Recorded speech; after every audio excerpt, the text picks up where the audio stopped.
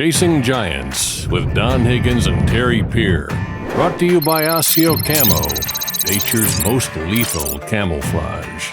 Follow along as Don and Terry discuss the techniques, strategies, and dedication needed to harvest one of God's most amazing creations, world-class whitetails.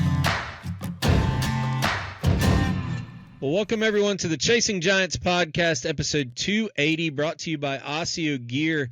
This episode's going to air 4th of July weekend on July 6th, and we have a special episode ahead of us with the man Don Higgins and special guest Joe Miles from Osseo Gear and Mission Whitetail. How you guys doing today? Doing great, Good. How are you, Terry? Yeah, doing good, guys. Well, we got we've been overdue on this episode having Joe here because of different scheduling conflicts. Last week we had a live event with our dealers in Arthur, Illinois, and but it seems like, guys, you guys have both been on a lot of different it must be the season of podcasts. I've seen you guys posting where you've been the guest on other people's shows. It seems like everybody's kind of getting different content this summer preparing for season. So you both talk a little bit about where everybody can find your all stuff here recently, because it seems like a lot. Well, I had Jake Hofer at my house a week or two ago, filmed for most of a day, so he's got a lot of content from me. And I see that he posted a video, I think it was yesterday, about an hour-long interview he did with me. I don't know if you'd call it a podcast or what, but so got another one next week with a traditional hunter from the East Coast, and I'll give more info when that one's released. I'm not traveling the world like our guest is, shooting these exotic animals, but I bet I could probably count on one hand the people I know who've shot a leopard, and Joe Miles and Chris Yates would be two of them. Did you know, Joe, did you know Chris shot one like within a couple days of when you shot yours? Man, he sent me some Facebook messages, and he was over there, and the guy he was hunting with was actually really good buddies with the guy I was hunting with. What are the chances in the middle of southwestern Zimbabwe? I mean, of all places, two guys that we all know very, very well being together in basically almost exactly the same time. That was pretty wild. Yeah. We'll talk a little bit. I know you posted a link to another podcast you've been on here recently. Where's some other things that people can find out and hear more stuff with Joe Miles besides Chasing Giants and Mission Whitetail?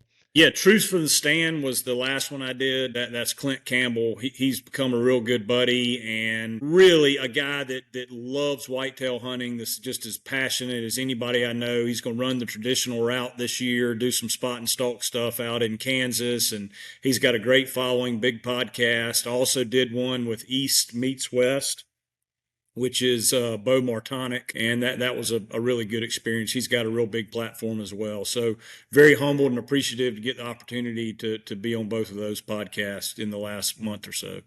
Gotcha. Well, we've been in a lot of meetings about different things going on this year. I will give everybody an update. The Shipshewana show is going to be bigger and better than anything we've ever done before. We've brainstormed a bunch of ideas, and if you have not been to this event, put it on your calendar. I got the dates up on the screen right now. It's in February.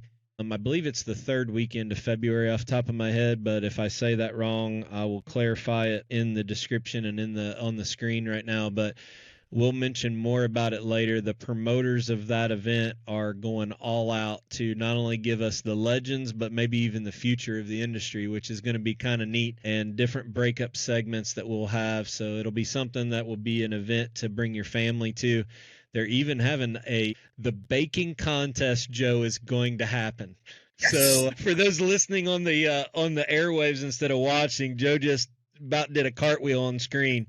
That we will be judging. Don will have the pie category. You and I are going to split up bakery and pastries, I believe. So yes, the baking contest is going to happen for all the ladies and I guess the guys who want to cook too. So big events coming up with the Shipshewana show and our friends at Tag Out, who their company manages that. So we're really excited.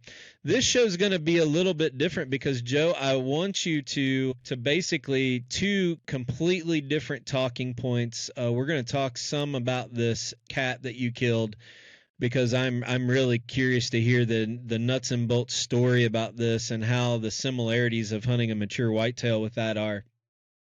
And then after we come back from our first break, I want to know why in the world you're coming out with a different pattern. And I'm going to put you on the spot for that. But before we do that, we did mention last week, Don and I met with Jay Gingrich and Andy, the apple breeder. What was that? Was that Thursday of last week? And Joe, you might not even heard this yet, but fruit trees are kind of overwhelming for some people to try to plant, and never knowing what varieties and what things complement each other, from the fruit dropping the right time, which ones cross-pollinate from each other, which ones are disease resistant, so our amateur food plotting people can grow them successfully. And Jay and Andy have come up with the Chasing Giants pre-engineered wildlife orchard. So you can order it in a quarter-acre increment that's canned with everything you need except for the safety fence or the cage fence around the tree. That is on their website. It has a mix of all of our varieties, your soil amendment, and even clover that goes underneath of it. So check out Gingrich Tree Farms. This package is for the spring. So this is bare root trees in the spring. Potted trees will still be available this fall, but go in there and check that out on Gingrich Tree Farms website. Don, you had a tree nursery for a lot of years, so I think you kind of have a little bit of a leg up for maybe even people like Joe and I that don't know one apple tree from another. Maybe Joe does, I don't know. But it's a little bit overwhelming for us to know all the details. So having Jay and Andy kind of pick out these pre-engineered packets per quarter acre, I think is going to be a big tool for people.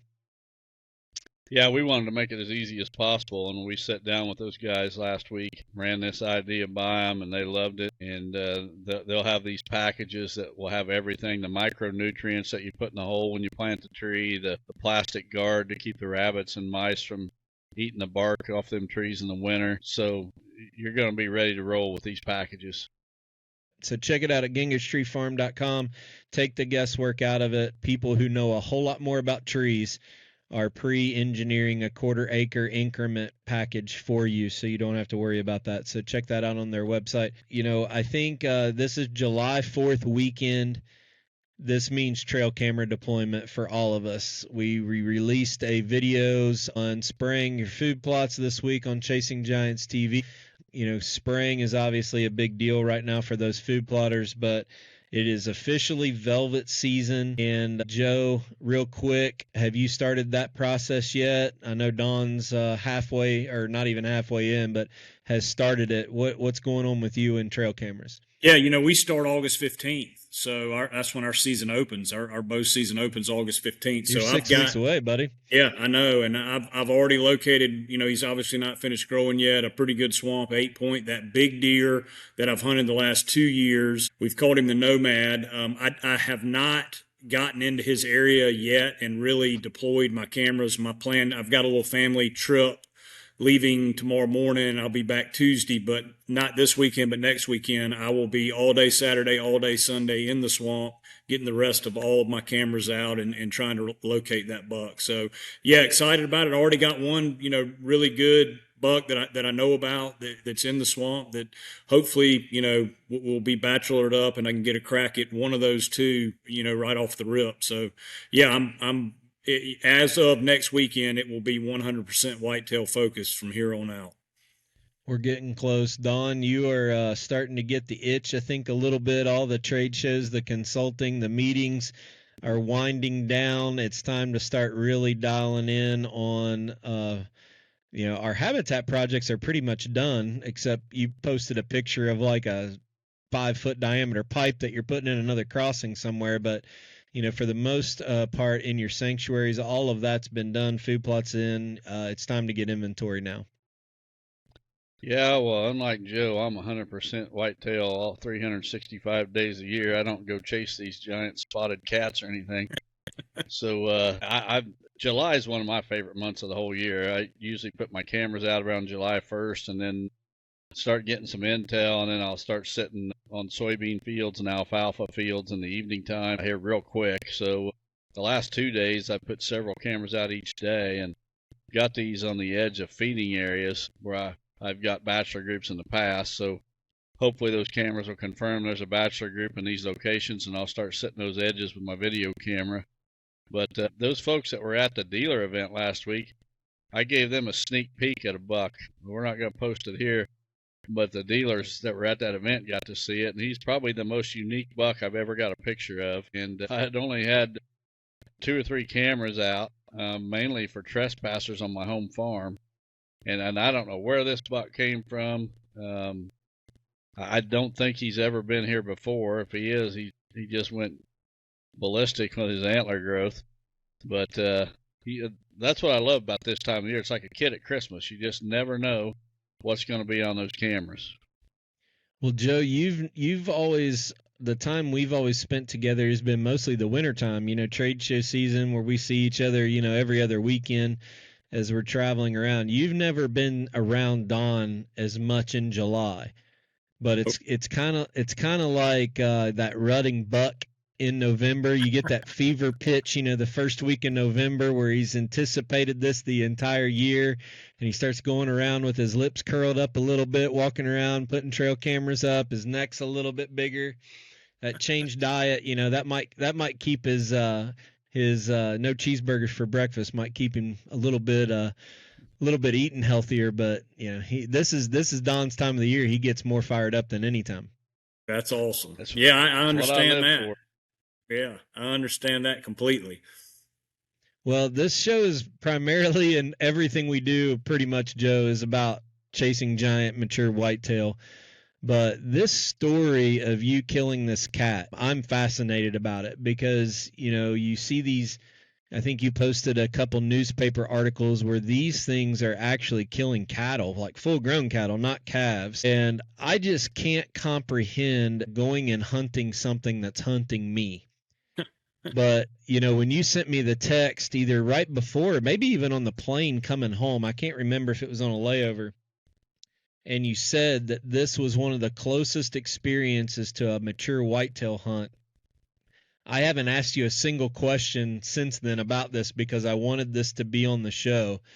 But let's spend the next few minutes. You just tell the story about these cats and this experience of you going and targeting this thing. Yeah. Absolutely, and I know we could talk for 2 days about this, but I'll give kind of the short version. So the cattle in Zimbabwe, the real cattle country is in the southwest part of the corner side of the country, which is on the Botswana border, and there's not a lot of game in there because there's so much cattle. Everything in there competes with the cattle. So over time, the ranchers or farmers that have cattle have kind of pushed them out. Well, the leopard is a huge survivor, right?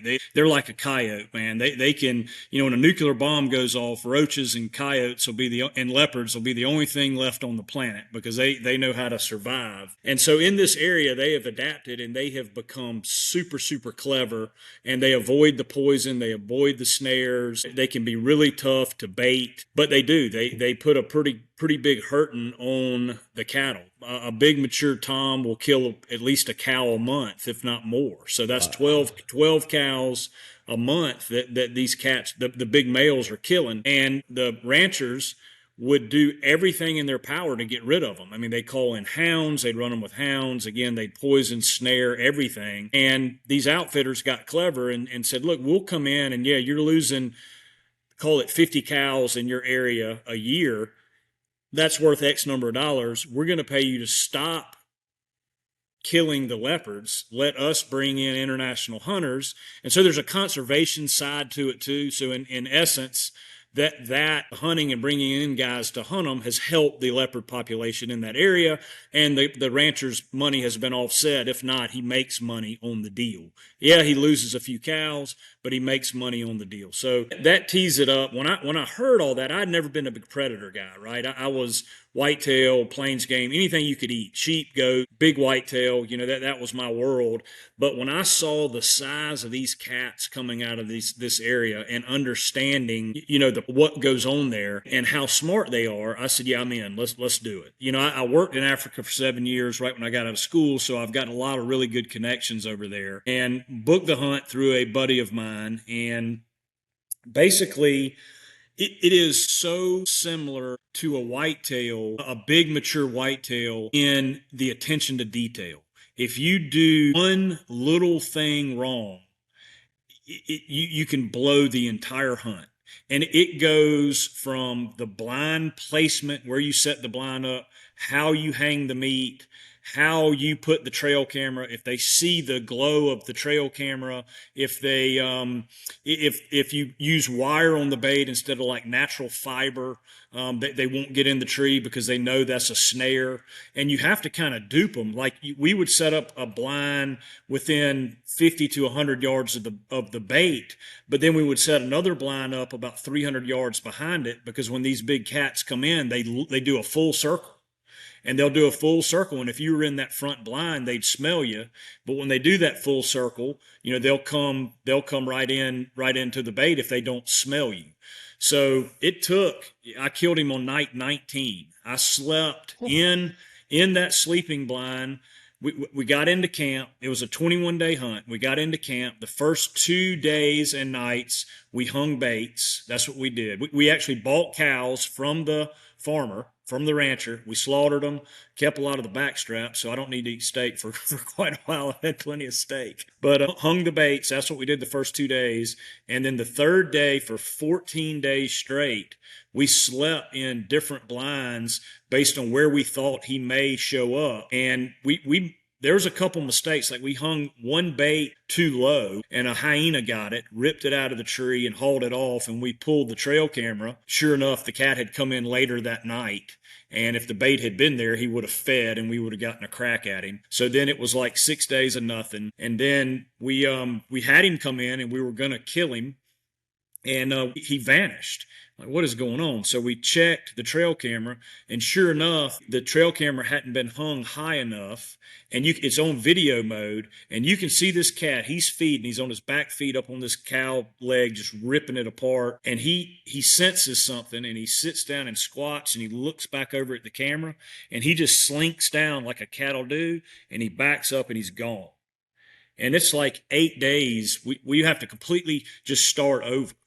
But for 14 days straight, we spent the night in the blind. Then we reset everything in a different part of the concession, a different part of the ranch that we were hunting. And he eventually came back into a completely different area. Again, we had, just like a big buck, if you blow a big buck out, chances of you killing him right there in that same spot aren't very good. And so completely aborted where we had been hunting, went to a new spot, and eventually he did come in. And I'll land the plane here. It was one of the most unbelievable things that I've experienced in the hunting world. They clear a path from the blind you're sleeping in to the blind where you're going to shoot from, and your rifle is already in the blind on a tripod set up and ready to go. So we get up and we're walking. They clear a path. We've got stocking feet. We've got socks on, no boots to not make a sound. And we sneak up that path, and we get to about 20 yards from that blind, and I can hear him crunching bones and ripping the meat off of that cow leg, and the hair on my neck.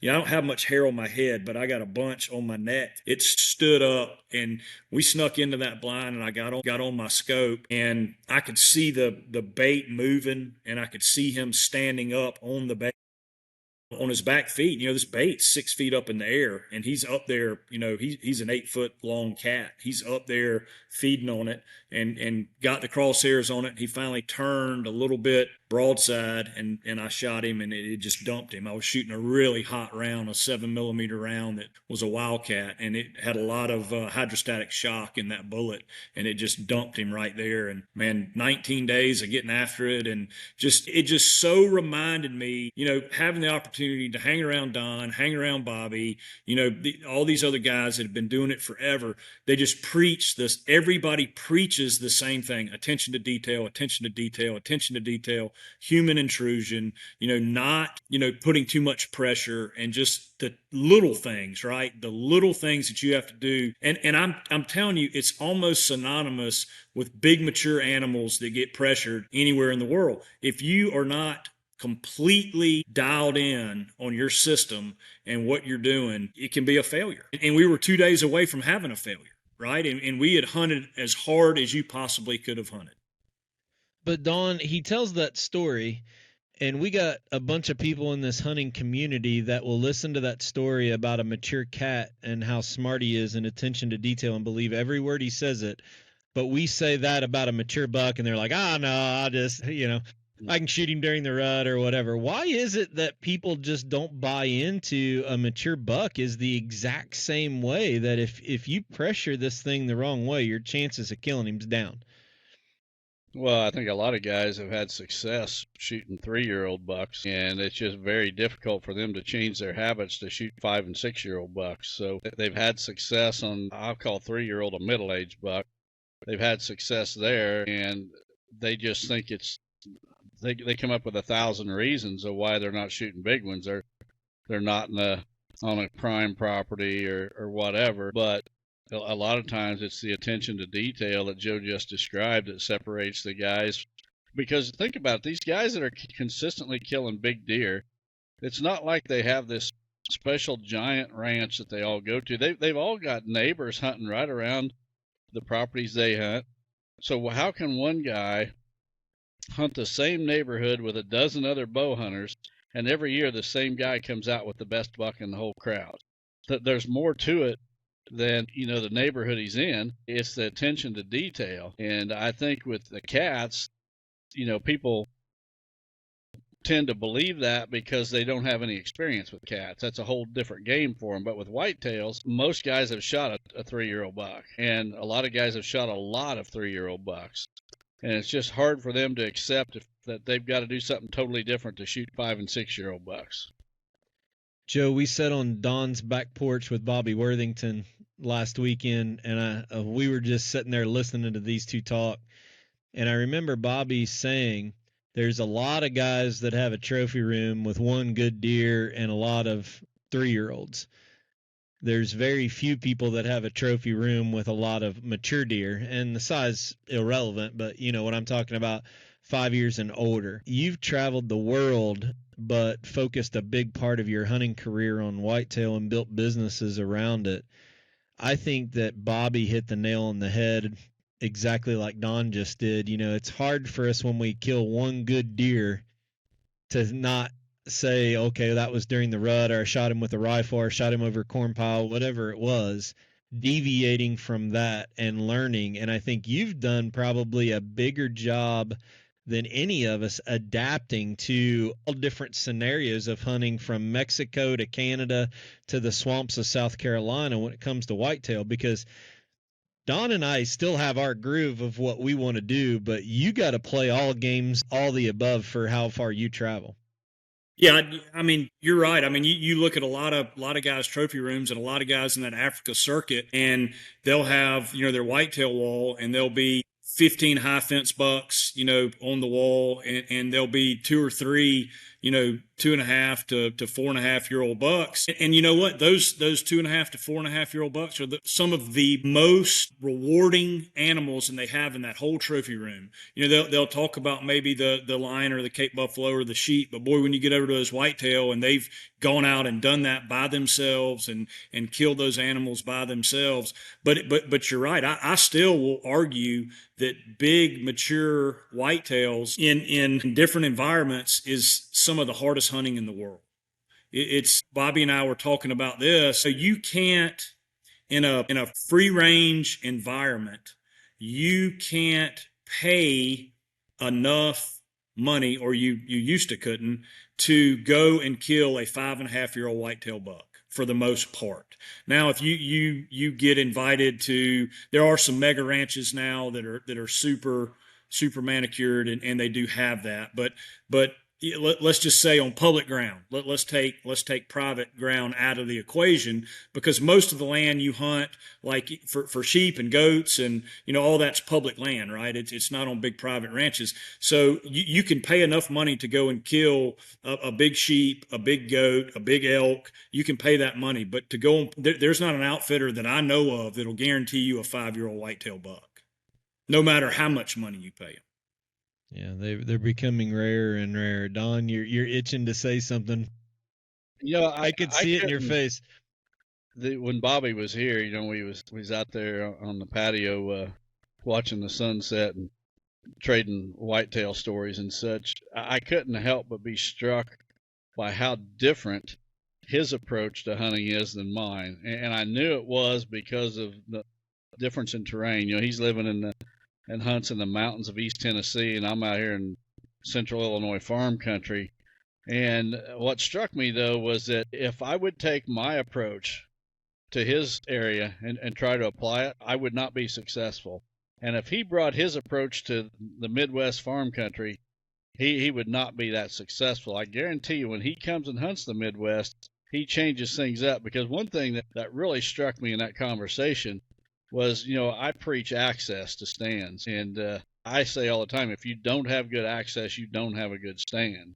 And Bobby threw out there that, where I'm hunting in the mountains, you got to get to the rut funnel or to the funnel. I mean, his whole season is geared around the funnels and the rut, and good access or not, he's going there. He'll march right through wherever. They can come from anywhere.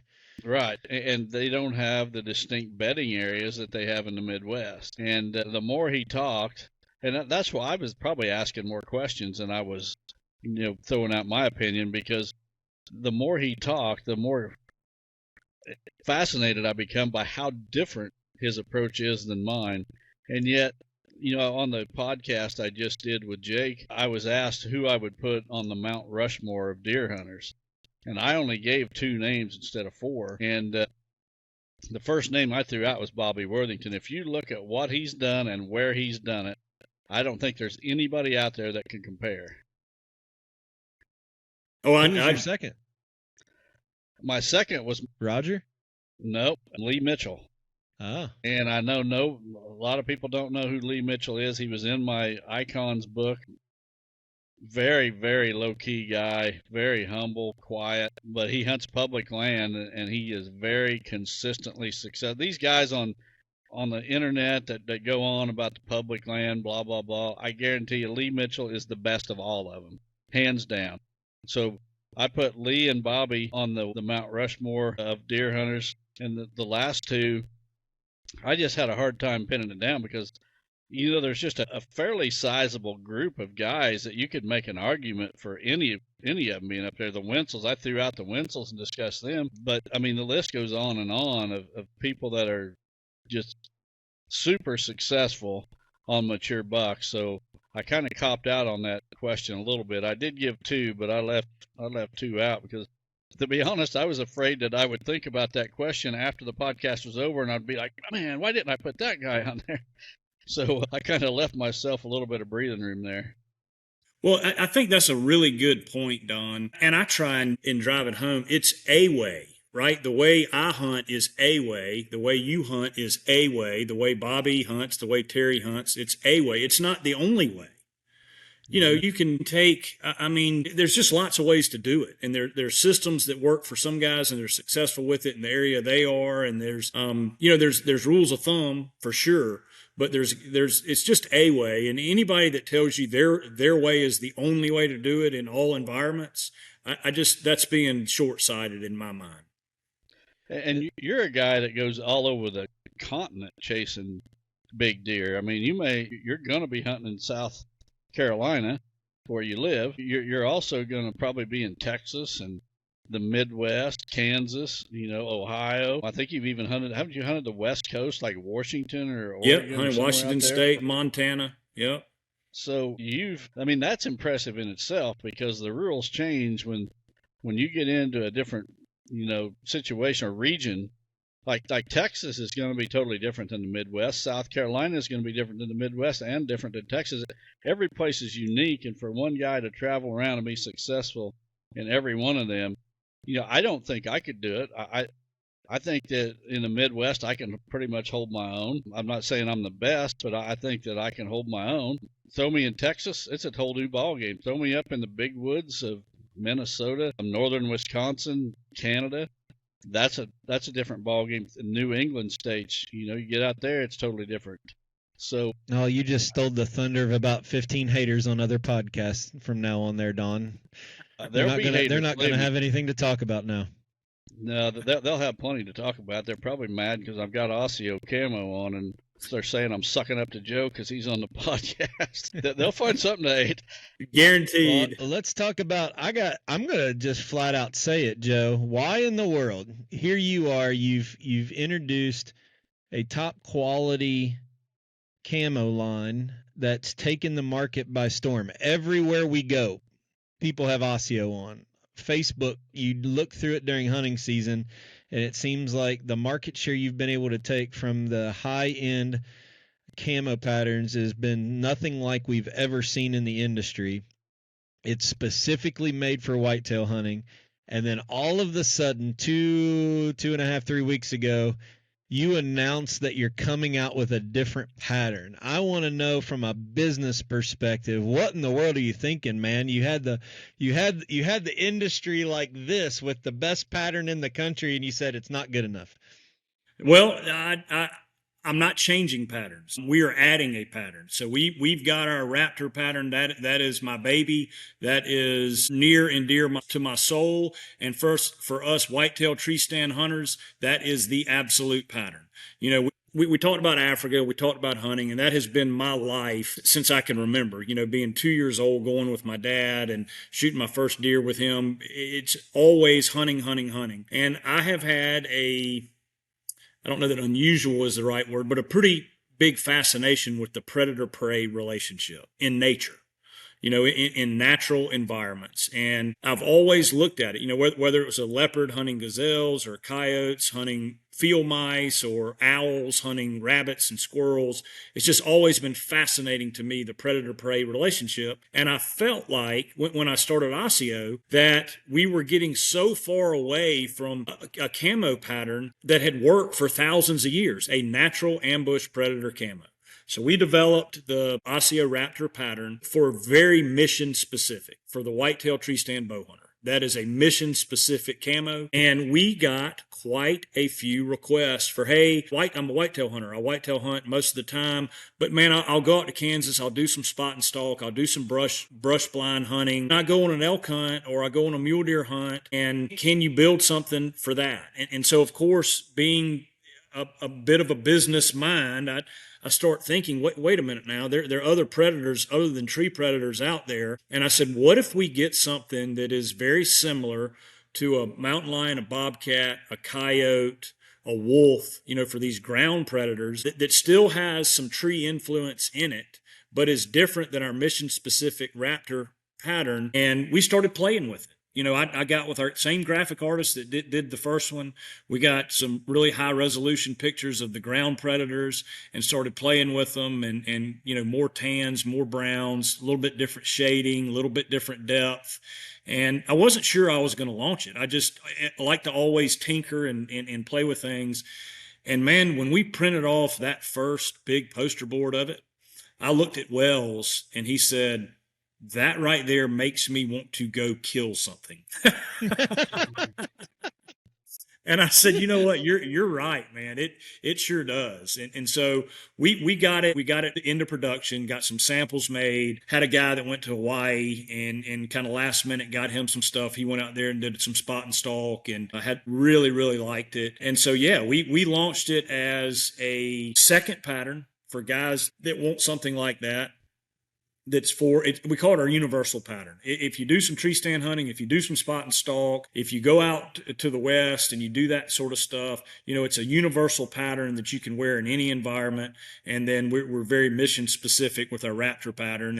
And you know, I think Raptor will always be king. I mean, our purchase order this year, we did about 60-40, 60% of our original pattern, 40% of the new pattern, you know, to kind of test it. And, you know, we put it out there. Obviously, we've been teasing it and putting pictures of it and all that out to the public. And, you know, we snoop around in all the forums and chat rooms and groups, you know, the Facebook groups. And so far, man, everything has been pretty promising and pretty positive about it. So excited about it. It's just going to give guys a second.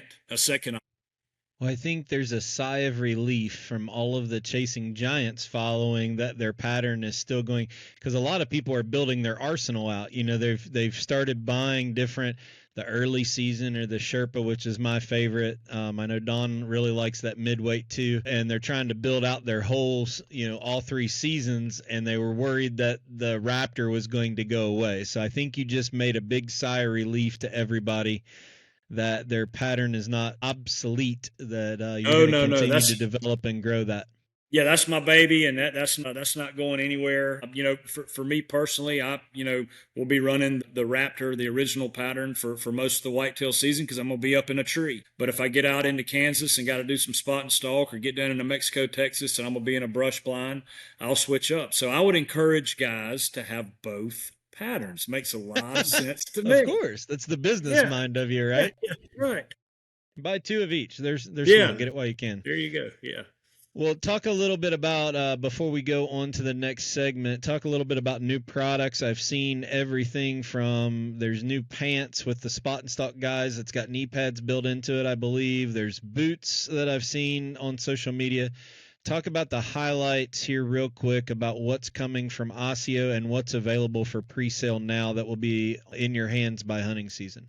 Yeah, so everything will be, most everything will be in stock the end of July. We'll have everything in. There's a couple pieces, rain gear, boots, and some base layers that won't be in until the middle of September, but everything else will be in the end of July. And so we'll be shipping all the pre-orders out end of July, 1st of August. So we're good to go there, well before hunting season. And the stuff that we have, we've got some new rain gear coming, some more robust rain gear coming. It's a little more durable stuff that you can wear, through the brush. Our packable rain gear, we still have that. And that's really for when you're in the stand, but for guys that need stuff to go, maybe they got to track a deer through a cutover or something like that when it's wet. This rain gear will be really good for that. We've got those bomb pants you mentioned earlier. That's what we're calling them. It's more of a thicker scouting / mobile pant for guys that are having to walk through a bunch of thick stuff and don't want to rip up their pants. It's a really good heavy duty pant. We've got heavy base layers coming this year, and they're full zips on the legs, so you can take them off without having to take your boots off. And then a big heavy merino wool, 100%, or it's 98% merino wool. And it's a really warm base layer for that late season hunting. We've got the boots coming in both colors. It's a non-insulated rubber boot, and they're the most comfortable. We had them made specifically for. It's almost like wearing a tennis shoe. And we've worn the crud out of them for the last year in-house, making sure, they weren't falling apart or tearing up or the soles weren't coming off. So we did a bunch of testing with them. And so for a rubber boot, it's really, really comfortable. And if the boots do well, we'll add an insulated version. We just weren't going to get into footwear, but there was a big demand for guys that wanted boots with our camo on them. Got those available. And real quick, we've got a puffy vest coming. And ooh. Yeah, so it's Is just it like reversible and black on the inside. Yes, sir. Yes, sir. Yeah. You got to tell that story here real quick. Go ahead. Do you remember it? Yeah, I remember it. You got to tell this story. Well, I know that I think you can probably tell it better than I can, but that was funny. Is that Terry and Don basically helped launch Osseo, right? I mean, this was the first, and we get Terry and Don the stuff to try and give feedback on and all this. So Terry had one of the first puffies ever made, and we were at a show. What show were we? Were we in Iowa? It was Iowa.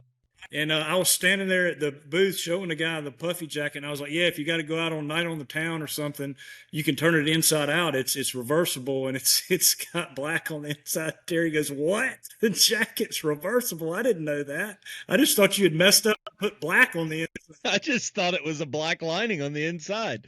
So your puffy jacket works as a blind jacket. It's perfect for wearing in a hunting blind, or you can wear church on Sunday. That's exactly right.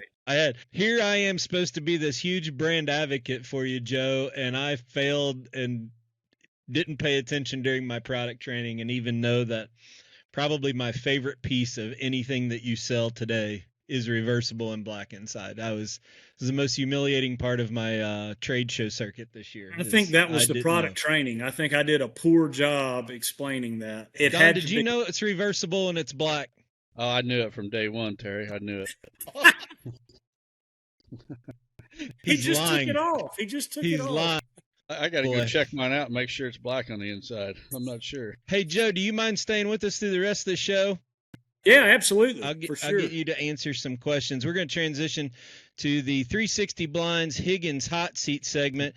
Again, make sure you're checking out 360huntingblinds.com. Check out the new Chasing Giants. They are about at the end of their production run on this beautiful Osseo metal wrapped blind. We had one on display at the dealer meeting and everybody got to see it, but you are going to have to commit to it really quick if you want one. So they're about done with that production run, and you'll be next year getting it. But I'm going to ask this question of both of you. Joe, you're going to have to play along on the Miles Hot Seat, if you will, for this week. Do it. And I'm going to ask Don this question first, and I want him to answer first because I'm guessing that Joe has a scarier story than Don. But I want Don and Joe to answer their scariest, looking back on their whole hunting career. What is the scaredest you have ever been in the woods, whether it's at dark, in a tree stand? Is there a specific story where the hair just stood up on the back of your neck like Joe talked about as you've been in the woods, even when you were a kid? Something that just you remember that you were really scared or was one of those traumatic experiences? Well, I don't know. I've never been scared, but if you believe that. No, I probably, I don't think it's super scary, but I remember one time I was hunting. I can tell you the exact tree I was in too, but this coyote comes by and I shoot the coyote and I spine shoot him. So I didn't kill him, but he's paralyzed and he's laying there just yipping and hollering and carrying on. And I'm telling you what, coyotes come running in from every stinking direction, and they would attack. They attacked the one that was shot and wounded. He was sitting there, yipping and hollering, and they were attacking him. And I ended up emptying my quiver on coyotes, and I don't remember how many I killed. I killed 3 or 4, but I was out of arrows. And there was this one big old coyote, and I'm guessing he was a big male. I don't know for sure, but he was like the biggest of the bunch. That coyote was looking up at me. He knew I was in the tree, and he wasn't afraid of me. And he was just yipping and hollering. He was, circling through the brush. And I don't know how many came in, but I killed 3 or 4, and there was at least that many more that got away. And I called a buddy of mine to come and get me out. And this is on a morning hunt. So, it was good in daylight, and I had the whole day ahead of me. And I called a buddy of mine to come and drive his truck across the field and pick me up at the tree because I didn't have another arrow with me until I went down and picked some up. And that coyote, the way he was acting, I didn't trust him at all because I promise you, he knew I was there. He watched me shoot his buddies, and he wasn't leaving. I think that qualifies as something I would be a little nervous and scared about. I think that's exactly what I was looking for. Joe's probably had black mambas in his sleeping bag or who knows what, but yeah, I mean, I had a run in, since this is kind of Africa themed on the leopard story, I'll stick with Africa. I mean, that's obviously there's dangerous game there. And I had a run in with a big elephant bull when I was working over there, and real quick, a guy wounded him, and he charged us, and I had to shoot him at about 8 steps. And they're 14 feet tall, 6 to 7 tons. And I never will forget, the guy had shot him and he tried for a brain shot, but he missed the brain. And normally they turn and run. And as he turned, I put one right behind his shoulder. I had a 500 double rifle. And normally when you hit them, they just keep running. Well, when I shot him, man, he turned to us and laid his ears out and he came straight at us. And I only had one barrel left. And they have a zygomatic arch on the side of their head, and that's the brain sits right inside that thing. And I got outside of his head and got on that zygomatic arch, came right to the middle of his head and touched off the trigger and brained him. And his head rocked back, his butt hit the ground, and he rolled over. And you could literally feel the earth move when he hit the ground. And man, I'm not a smoker, but if I'd had a cigarette, I would have smoked it right then. that was something. Well, the cigarettes was just there to cover up the code brown smell that was in your shorts. That's the only reason you wanted to smoke a ciggy. Oh boy, yeah, that was for sure in the moment. It was one of those things. It was almost like in slow motion, but it's it was in the fear level was just going up, and then a mass of relief. So yeah, that's probably the scariest event that I've been involved in. I think Chris Yates had a experience, not on this trip, but the previous year with a lion or somebody in his group. He was telling me about that. It turned and didn't run away and came at him, and somebody had to do that, shoot it as it was coming in. I don't know if that's for me. I'm too big of a chicken for that.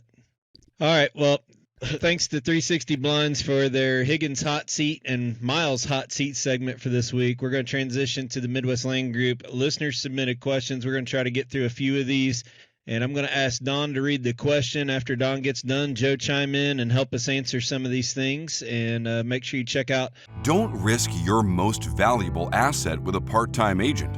Most real estate agents are part-time, working another job, trying to scratch together a few extra bucks in real estate as a side gig. Their inexperience will cost you thousands at closing.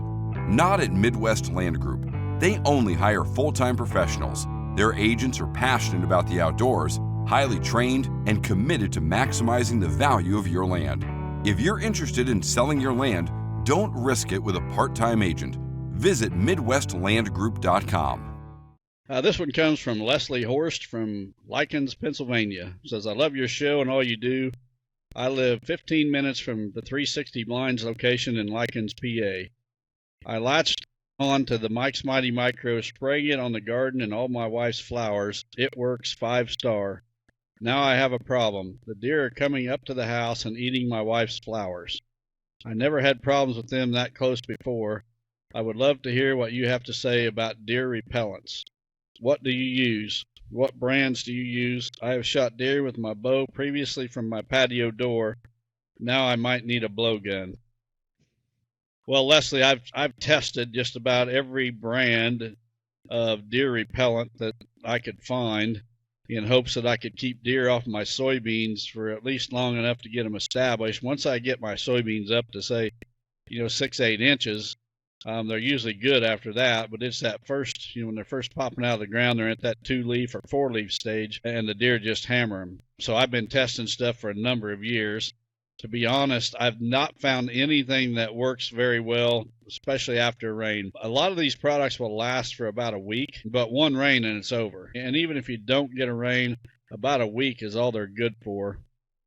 And I just don't want to be driving through my soybean patch spraying every week. Just got too many other things to do, and usually got my tractor tied up with something besides the sprayer. I will say that Terry and I have been talking to a gentleman that we're trying to develop something, but it's got to work before we're going to put our name on it. But it's going to have to get a lot more testing before we're ready to talk about it. Yeah, it's going to be years down the road, but I just don't have a good deer repellent. Maybe Joe does. Don't. That's something that I've never dealt with. But more importantly, Joe, have you ever shot anything with a blowgun? Because if anybody I know's ever shot a blowgun, it's you. My brother. That's about the only thing I've shot with a blowgun. Have you gotten your hands on any Mike's Mighty Micros yet for your wife's flower bed or the veggies in the backyard? Have I? Yeah. Unfortunately, we do not have a garden, so I do not have any Mighty Mikes. No, sir, I do not. Does the wife have flower beds?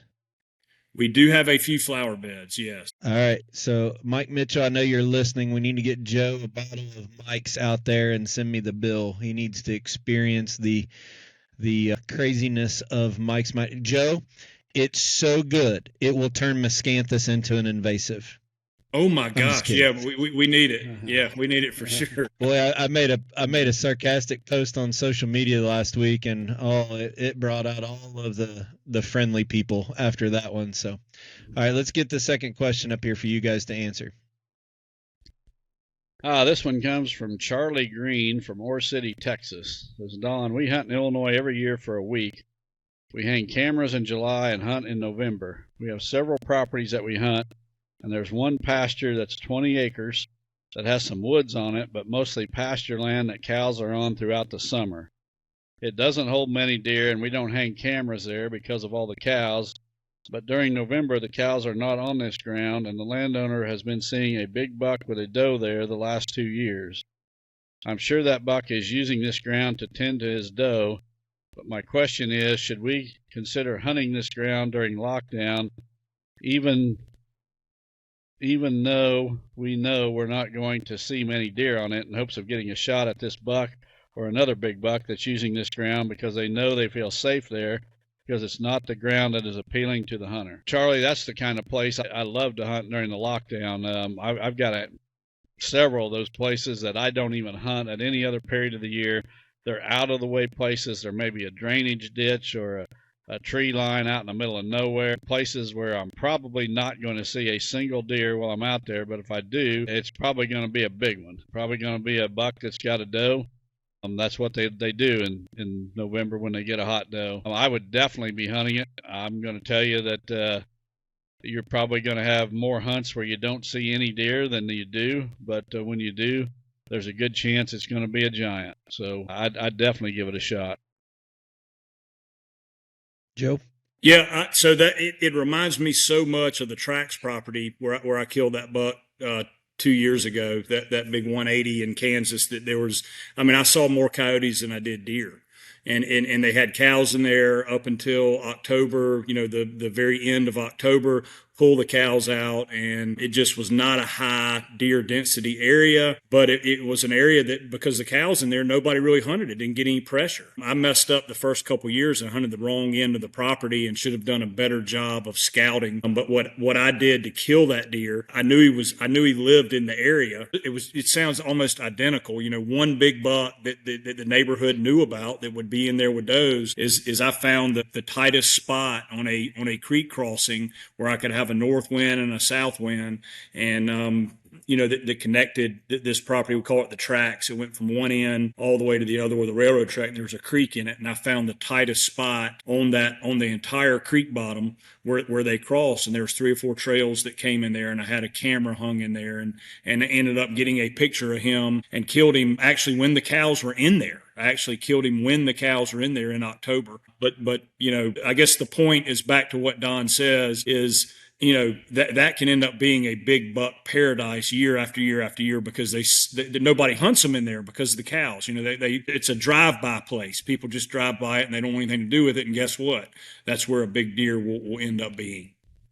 The big deer's there because nobody's in there. Right. I used to hunt a farm that was an entire section here in Illinois, road to road, both directions.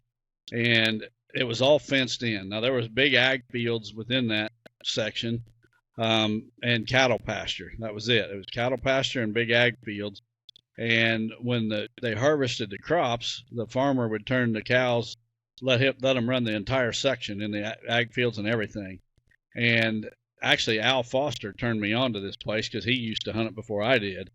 But there would always be a giant in there during the rut because there'd be a handful of does that would stay in that cattle pasture. That cattle pasture had some little pockets of thicker cover, multiflora rows and things like that.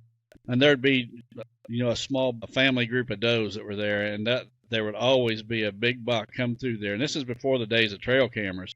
But I remember hunting out more than once and having the cows walking right under my tree stand, and didn't let it bother me whatsoever because the deer were there. That they just did not have human pressure, hunting pressure anyway. The guy that had the cows, he would call his cows. He'd be up at the barn and he'd honk his horn and holler, and they'd all come running out of the pasture up to the barn. So he didn't even go back to the pasture to check them. He called them up to the barn to check them. But that cattle pasture always had a big buck in it every year. Interesting. All right, well, we're running a little over, but let's get one more question in before we shut her down for the evening. This one comes from Brock Van Oslin from Minooka, Illinois. It says, first off, I want to tell you guys how much I enjoy the podcast and appreciate everything you both do. The hunting industry is lacking in integrity and could use more men like you. My question is regarding food plot rotation. Don, you have talked about how you rotate your plots, and it makes plenty of sense how you rotate between deadly dozen corn and beans. Although I feel like a lot of listeners, including myself, may be working with less equipment and smaller plots in the timber and may not be able to use corn and beans in their arsenal. I know how it can be devastating to soil health to plant brassicas for many years in a row. Any recommendations on crop rotation when working with your products, like your clover, harvest salad, and deadly dozen? Would it be possible to rotate harvest salad and deadly dozen every year without any issue? Thank you for your help as I am continuing to get my food plot program dialed in. God bless and continue the good work and spreading your faith in our Lord Jesus Christ. Well, Brock, I think you pretty much listed the products that I would be planting. I'd plant the clover and chicory blend and in a rotation with your either Deadly Dozen or Harvest Salad, whichever of those you wanted. But break up that fall planted either Deadly Dozen or Plot Topper, the ones that have the brassicas. You don't want to plant those year after year. So if you do plant those, the next year you need to come back with something different. And that's where the clover chicory blend would be good. You can also, plant in the spring the soil charge. Terry's had great luck with soil charge. Even, it's typically a fall planted product, but a lot of that, or a spring planted product, but it'll survive. And I don't know when Terry planted his, if he planted this spring or not, but the deer were absolutely hammering it. So you just need to rotate. The thing you need to be careful about is brassicas 2 years in a row. Everything else is not that big a deal, but stay away from 2 years in a row of brassicas. Okay, Joe, there's not a lot in the swamp that we're planting in food plots, but what is the biggest prep you're doing to your properties besides scouting when you're hunting the big swamp woods of South Carolina, getting ready for August, August 15th kickoff here? Yeah, so early season, we do have a little bit of ag up on the hill, and they migrate to those beans. And we are going to have beans up against and these are farmer beans, right? I mean, they're ones that farmers put in, and they are up against the swamp this year. So it'll be a good year to hunt on the hill early. But man, we have had a ton of luck in South Carolina, and I've spread it around to my buddies with that Dixie Dozen. And like you say, not planting it over and over. And what the guys have been doing is like splitting the plot in half, planting half of it on one side and either something else, or letting the other side just be feral and then rotating it back. Now that might not be, I cannot speak to that. I do not have a green thumb, but I know that our deer and turkeys, man, the landowner that I have permission to hunt on, it's a big plantation down here, and he gives me the deer. All he cares about is duck, doves, and turkey. And that Dixie Dozen, because our turkey season, is in April, it comes in April, and there's still that Dixie Dozen, and those turkeys are hammering that stuff. And he's like, dude, I want you planting that every year on my place. So we get a big pallet of that every year from you, and we do as much of that down there as we can. I noticed some social media posts that you made maybe last week about how much they're smoking the Maximizer mineral down there right now. Oh my gosh. That hole in the ground looked like a wheelbarrow size. And that's a new spot that I've never had mineral before. And I can't remember if it's been 62 or 92 days. It was something like that. And I mean, it's like they took a backhoe in there. And I finally got a camera on it. And I mentioned that big 8-point earlier that I knew was at least 5. I posted a picture of him walking away from the camera, and he was on that mineral. I mean, it is, and it's like everything else when you get a new product in a new area that hadn't. I mean, I get guys that are hammering me for the mineral, and we're going to have to restock again next year at ASIO, and get more of that. But that's the Dixie Dozen and the mineral are the two big sellers in our area. Gotcha. Well, Joe, thanks for joining us on the show. I still can't believe you could make your camo any better than what it is, but a lot of new products coming out. Make sure you visit Osseo Gear. Also, you got a lot of content being published on Mission Whitetail. You're helping us on Chasing Giants TV. I don't know if there's any other things that you want the listeners to make sure they're following, but, take a couple minutes and just, as we close out the show, tell everybody what's going on and what they can find with your all's other platforms. Yeah, I mean, it's Osseo Gear on all social media, Joe Miles Hunting on Instagram. I still do stuff on Facebook, but I don't know. It just seems like Instagram is I spend more time on that, but definitely on Facebook as well. And then, Joe at OsseoGear.com. I mean, that comes right to me and comes to my phone and my laptop, and I love talking hunting. It doesn't have to be whitetail all the time, but that's 99% of what we talk about, but love to talk hunting with anybody at any time. All right. Well, sounds great. Thanks for being on the show, Don. Let's come back next week with velvet season kicking off and trail camera strategies as we're setting up here over the next week and deploying a whole lot of trail cameras. Be prepared to pick this thing apart with external batteries, solar, AA batteries, the whole gamut of what's going on with how many cameras you're putting out across the Midwest. So again, Joe, thanks for joining us. We appreciate your time as always. Good luck with the new launch. And again, pre-sales are open. Products should be available here in the next month. Prepare you for hunting season. OsseoGear.com. Don, close us out, buddy. Thanks everybody for paying attention and listening to episode 280. Thanks for joining us, Joe. God bless everyone. See you next week. Thank y'all. Good evening, guys. A while back, I was going through some of my stuff that I have got from my grandfather, and I found this Bible. And when I opened up his Bible, I was just thumbing through it, looking at some of the notes he took, just being nosy. He had passed, so that was just one of the things I got. So as I was going through it, I found a piece of paper that was folded 4 ways, and I opened it up, and it had a story wrote in it. And I had that piece of paper saved, and I have lost it. I don't know where it's at. So I've been searching high and low, trying to find that same story. Well, I came across it online. So I want to share it with you guys. It's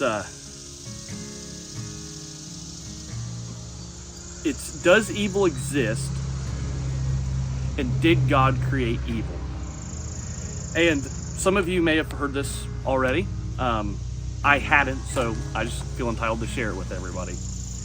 A university professor challenged his students with this question: did God create everything that exists? A student bravely replied, yes, he did.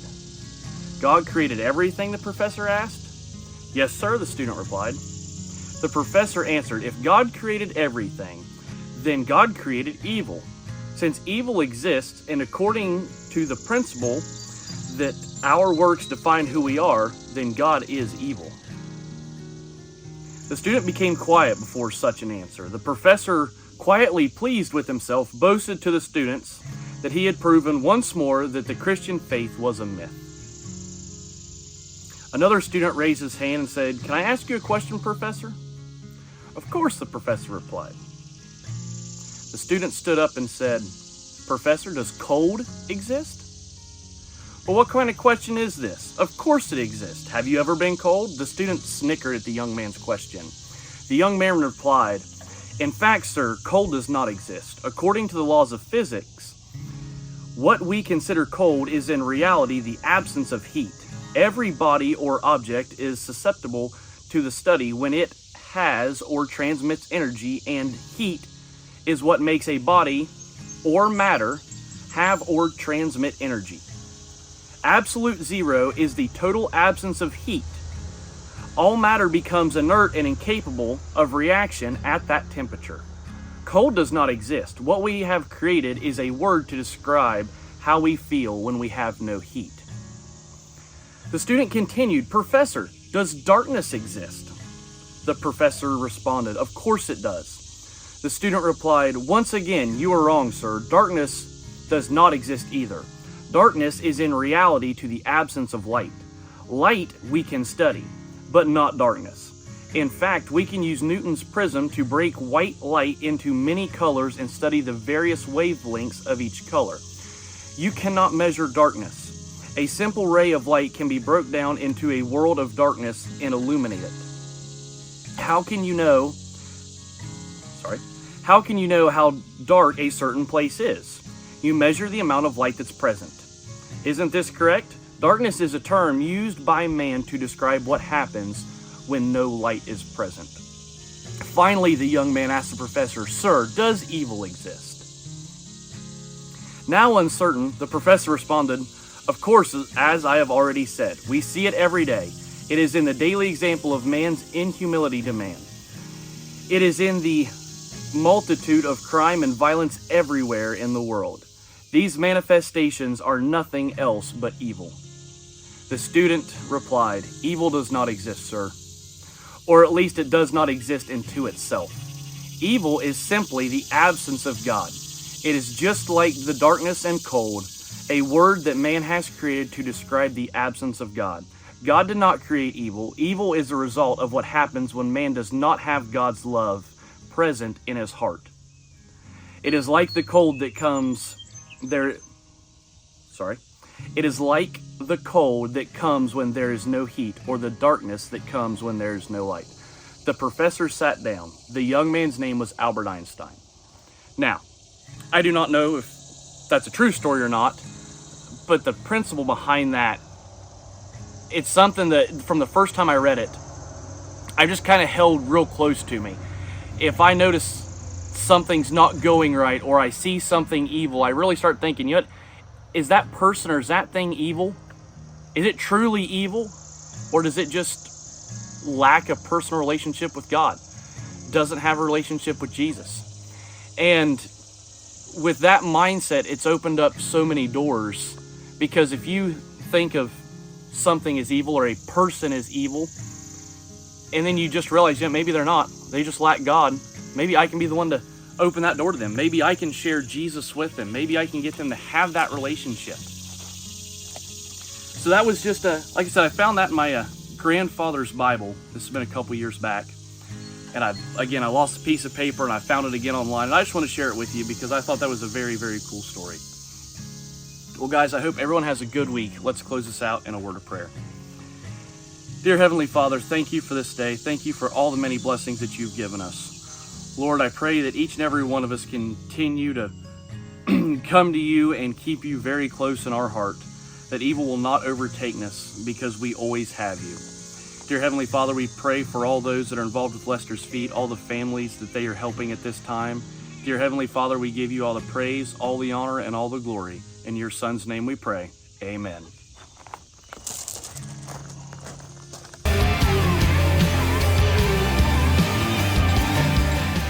Chasing Giants has been brought to you by Osseo Camo. Thanks for listening, and tune in next week for another episode of Chasing Giants.